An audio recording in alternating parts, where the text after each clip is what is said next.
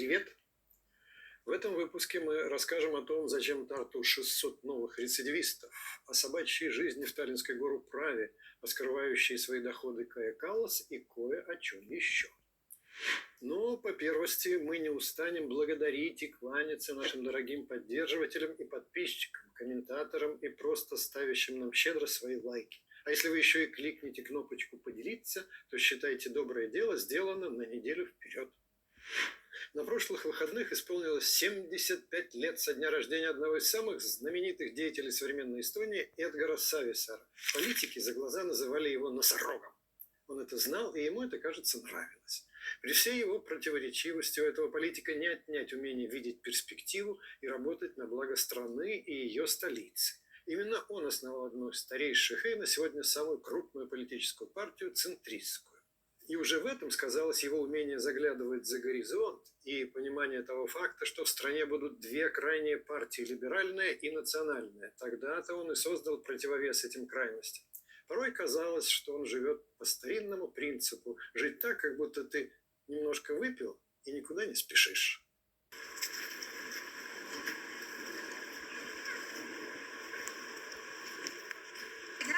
Jaa, palun. Teie soovitused Mustamäe rahvale? Tegelikult ma tahaks öelda seda, et me oleme täna siin küll olnud nii vähe aega, aga me oleme terve suure selle Patsahkami neid flaierid ära jaganud ja mitte nii, et peaks inimestele kätte toppima. Saad aru, inimesed ise tulevad ja küsivad. Et me oleme kuulnud teist ja me oleme teie poolt ja teised inimesed lihtsalt vaatavad, et nii ilus sinine värv ja tulevad uurima ja võtavad ka kaasa ja räägivad enda muredest. Ma vaatan, et taevas on teie pea kohal, on täiesti sinine. Te olete täiesti nagu maagilised.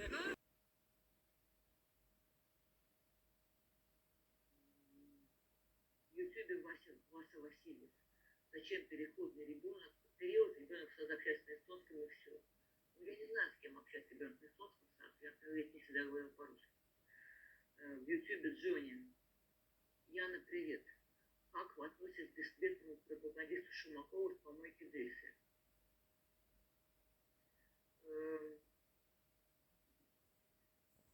Неплохо отношусь.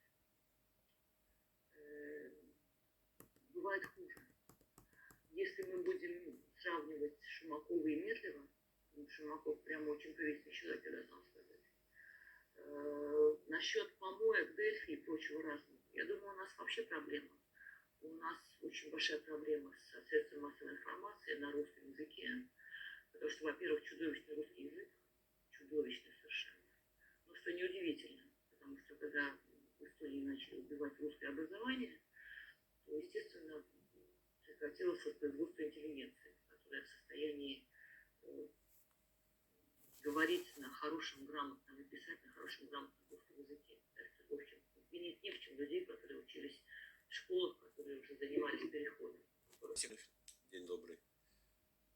В любом случае, я, Михаил, хочу вас, не знаю, поздравить, не поздравить, но у нас началось лето. Мы все его так долго ждали, лето тепло, может быть, что-то хорошее, по крайней мере, расходы понизятся. Новости приходят такие, что, казалось бы, лето, да, но так тревожно никогда еще не было. Согласен, да. Ну, я хотел бы сегодня с вами поговорить о том, что вот я читаю новости, как вот куда бы ты ни полез, все время кто-то что-то предлагает, надо изменить это, надо обратить внимание на то. И я такое чувство, что вот мы живем постоянно во время, где что-то все время меняют. В судебной системе реформы, в образовательной реформы. Ну, надоело. Напрасно вот. Ja tere kõik, kes te jälgite meid ja meie tänast infotundi ka siniste ekraanide vahendusel. Me alustame 4. juuni infotunniga ja head kolleegid, kõigepealt on mul teile palve, et teeme kohaloleku kontrolli. Kohaloleku kontroll, palun.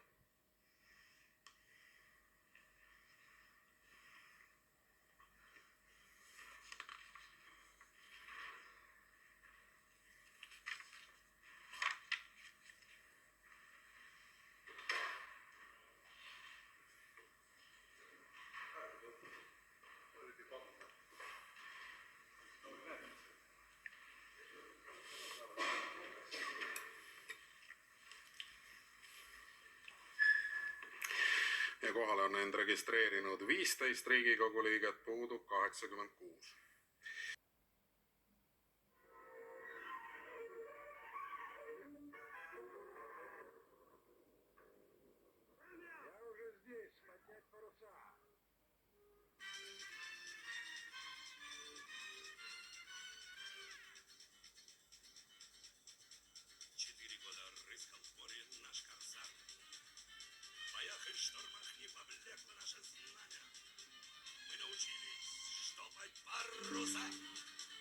Затыкать пробоины телами. За нами гонится эскадра по пятам. На море штиль и не избегнуть встречи. Но нам сказал спокойно капитан: еще не вечер, еще не вечер. Вот развернулся боком флагманский фрегат, и левый борт окрасился дымами. Ответный залп на глаз и наугад. Вдали пожары, смерть, удача с нами. Из худших выбирались передряг. Но с ветром худо и в трюме течи. А капитан нам шлет привычный знак: еще не вечер, еще не вечер.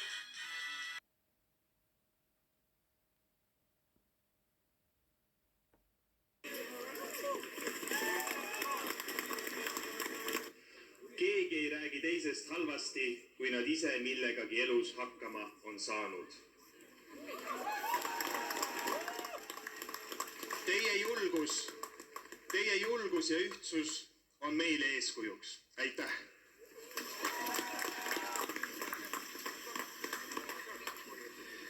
Mul on suur rõõm, et on leidnud meieni tee ka Ida-Virumaalt, kus ei ole väga palju kahjuks streigiühinejaid, aga on mul suur rõõm ja au paluda otse Ida-Virumaalt Slaavi põhikooli õpetaja ja sealne streigijuht Andero Põllov, palun lavale.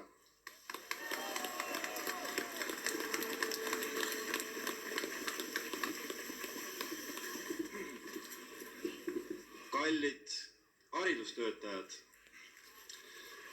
mul on teile üks lühike sõnum.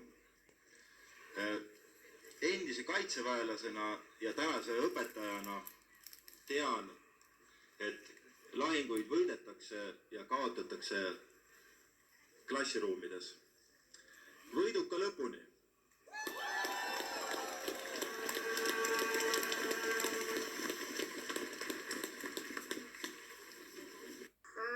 На тему, что происходит в этом конкретном случае Айва Петерсона, допустим.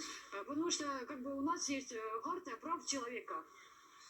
Она не только как бы в Эстонии, да, типа, ну, на бумажках, да, она все-таки как бы должна реализоваться. Это как бы не просто на бумажке должно быть. И я обращалась в одну неэстонскую организацию по защите прав человека. Я не буду говорить, в какой стране и кому. Это как бы, ну, не самое важное. И эти как бы вопросы я поднимаю на внешней арене. Хотя я не канцлер по праву. Siin toimub. See on meile, vaata. No me näeme, mis siin toimub tõesti ja saame kuulata, mis siin toimub. Siin toimub hariduse turg.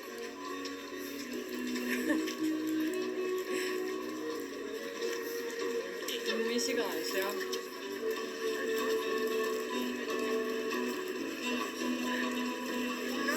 Mingi jumala rahulik, vaata, mingi 5K. Loodetavasti nad seisavad ikka õige asja eest, et laste pärast ikka. Laste pärast või?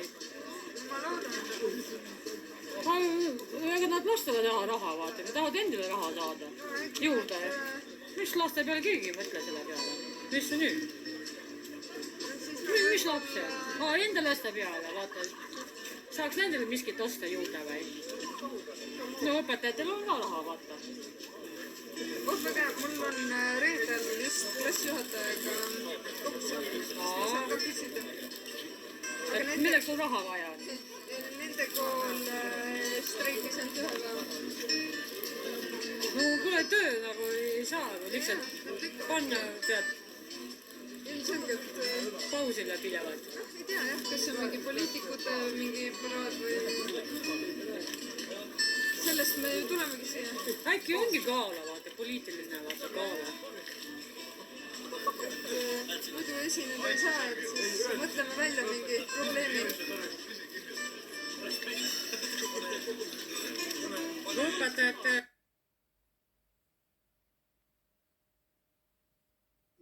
Многие люди пишут и говорят добрые и честные слова об Эстонии. Спасибо всем честным людям, что нашли на это время. Я не всегда реагирую на такие вещи, потому что о красивой родине также лгут, говорят, мы любим Эстонию, но умалчивают, что также и посягают на нее, творят ужасное. Например, на слова депутатов Riigikogu «Мы любим Эстонию» я чаще всего не реагирую, не верю и не вижу этого. К сожалению, борьба с этим дьявольским уродством отнимает у нас время, чтобы погладить родину, уделить ей внимание. Я и сама с трудом нахожу на это время.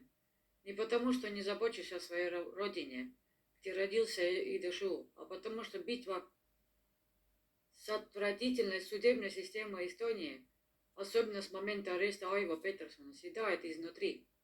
Это мое главное занятие последние 2 года. Но на самом деле я сражаюсь с этой судебной системой уже 15 лет.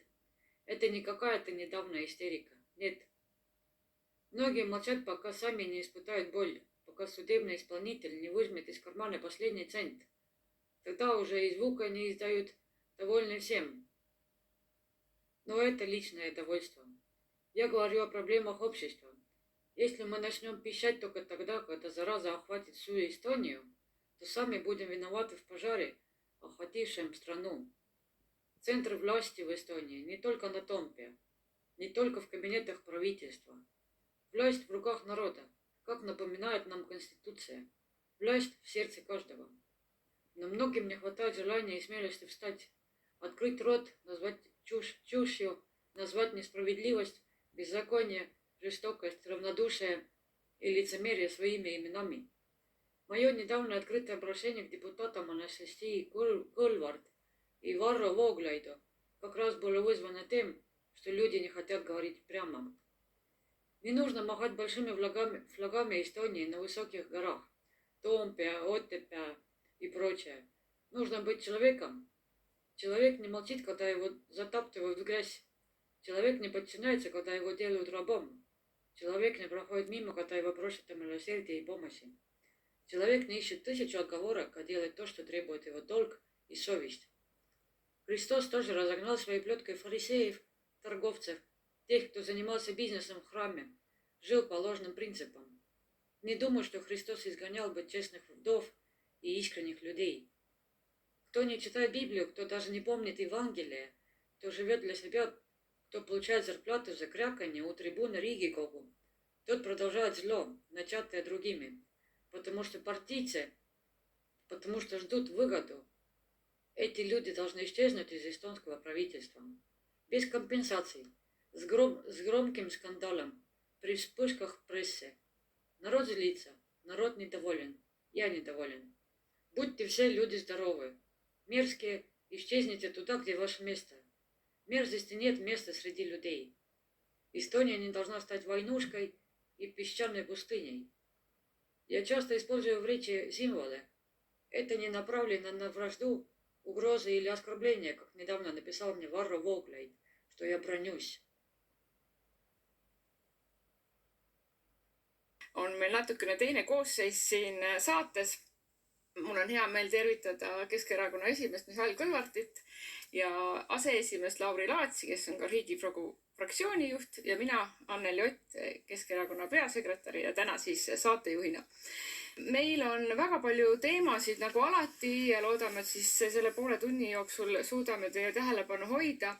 Aga kõigepealt hakkame ikkagi kõige olulisemast pihta, mis ma arvan, et tänaseks juba küll kõikides Eestimaa nurkades ja ka kõikides seltskondades on peamine on ikkagi Eesti majandus ja see, kuidas Riigikogu ja valitsus räägib sellest, kuidas kohe hakkab paremaks minema. aga tegelikult inimesed seda kuidagi enda peale ei tunne ja ka Konjunktuuriinstituudi välja toodud numbrid näitavad seda, et teatud toiduained on näiteks isegi 24% aastaga tõusnud, palgad järgi ei jõua. Ja ma küsingi nüüd, et kui mais ka siin uuesti aktsiisid tõusid nii diislile kui ka gaasile, et Mihhail, et äkki inimesi ei olegi vaja, et äkki nii on lihtsam, et Ligi ütleb ka, et ärge vinguge ja mis me siin ikka siis, et mis see lahendus võiks olla? Здесь обязательно перчатки одеть, понимаете? Потому что мы не знаем, кто эти люди, кто носили это все. Это ужас. Это надо все убрать. Перчатка, ложиться красиво. Если кто-то узнает свои трусики, можете ко мне потом прийти, я вам отдам его. Sul on kuskil kodus siin 7 paari neid aluspükse, ma lõikasid ära Vene saatkonna eest Vene tänavatel. Kus miks seda on? Aga kus nad on sul? Nad autos võib-olla sõitsid koos need tegema. Ja, aga saad välja võtta, näidata neid. Seda oli, jah. See oli süda lõpp ilusamad jälle. Süda. See päriselt ongi need autos taas. Aga see oli suur vale ju tegelikult. Sellepärast ma lõikasin. Mis asi vale oli? Et ei vägistata? Ei. Mäletati, kuidas see asi pihta hakkas. See oli propagandist liikuski ja näide. Ja, aga mis sa tahad öelda praegu? Sa tahad öelda, ei taha ma midagi antud hetkel oli see vale. Ei usu. Meie korjasime sellest uskumine iga inimese sisemine teema, uskuda või mitte. Ei, aga praegu sõdurid vägistavad või ei vägista? Ei tea, mina ei ole ju kohtunik. Ei, aga see ei puutu asjasse, kes keegi on kohtunik ja filmimees. Me ei saa jälle süüdistada inimest selles. Olgu ta sõdur või olgu ta inimene, et keegi kas vägistas või mitte. Sellest on olemas kohus, tõendid ja kokkuvõtteks ka kohtuotsus. Nüüd vaadataksegi Eestis üle, millised on faktid, tõendid ja kohtuotsus. Kohtuistungit on tulnud vaatama ka mõlemad Aivo Petersoni tütred. Neist vanem, Helis, on aktiivselt protestinud isa vahistamise vastu.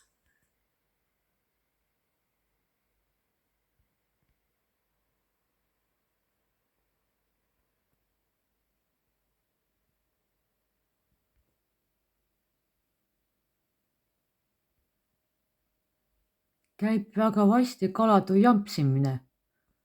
Olen saanud nii-öelda suhelda, uurida maad, mida arvavad nõnda nimetatud poliitikud on nende abilised valimistelkides. Nii kui pöörasin juttu Aivo Petersoni nimele, kohe kuulsin, nõme inimene peabki istuma, parempoolsed. Eile üsna enesekindlase ja lõbusas tujus isamaalased Balti jaama telgis. Olid rääkinud, et mis see väike koose Peterson ei pea neid isegi kõrvale niutama ega neile otsa vaatama. 3. kohast kuulsin, et Peterson on midagi erilist ja vastikud kokku keeranud. Millalgi omal ajal, et teda peaks koha peal maha lööma. Need on vist eravõlad, aga kirjeldati Petersonit väga vastiku mehena. Teine mees oli üsna viase näo ilmega. Uuris, et olen samuti Petka seltsingust. Ütlesin selle peale, et ei ole kellegagi saunas käinud. Koos joonud ja istunud, ei ole šašlõki inimene. Kes ja kui palju on teisele võlgu, klattigu ära.